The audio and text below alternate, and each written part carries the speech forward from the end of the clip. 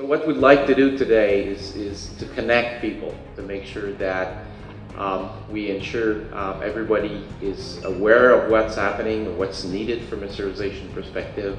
Many companies have started their serialization programs.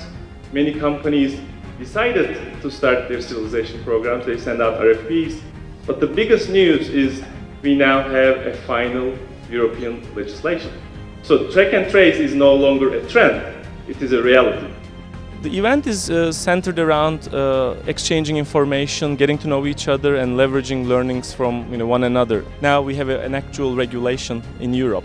So now US regulation and the European regulation combined, it covers more than 65-70% of the world drug supply. In Europe everything is set in stone and we know the final deadline for the EU FMD. That obviously also helps because people are now more than ever aware that this is actually going to happen and they need to do something. It's a good opportunity within one day to get a good refresh on where the market's at. It's a very successful approach where people can share experience together as well. You're getting the strategy side, you're getting the technology side, the IT side, the technical side and the industry side, so you're getting all perspectives, so that allows you to go back and digest it all in your own head and figure out your own particular plan of action, plan of attack. Have you started your external CMO compliance initiatives? What are you doing to support your CMOs? Some of the challenges. The big elephant in the room, financial. Who's going to pay for this? Well, CMOs have a hard time to justify serialization. It's a major investment for them. They don't have necessarily the resources internally to do that, but they have to realize that it's going to happen. We have all these legislations. How do we go from legislation to compliance? Who's going to jump first in terms of, look, is it my responsibility, or is it your responsibility? Are you going to send a survey out or should I reach out to you? So I think that's becoming very evident now in terms of waiting us to see who's going to jump first, but I think we just jump together.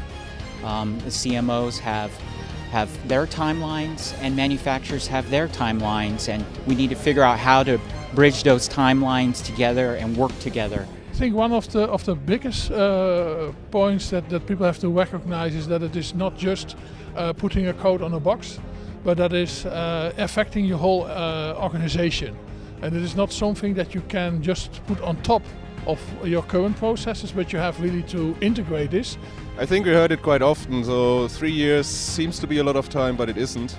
So I think the key takeaway for all the CMOs should be don't waste any time, start as soon as possible.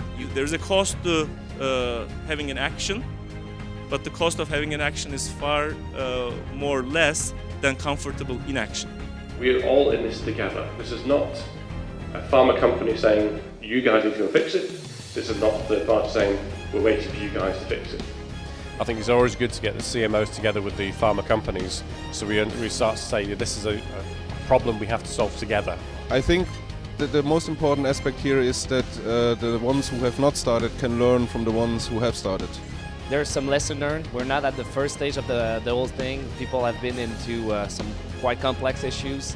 They've managed those issues and they're here to share those issues today and how they were able to tackle those.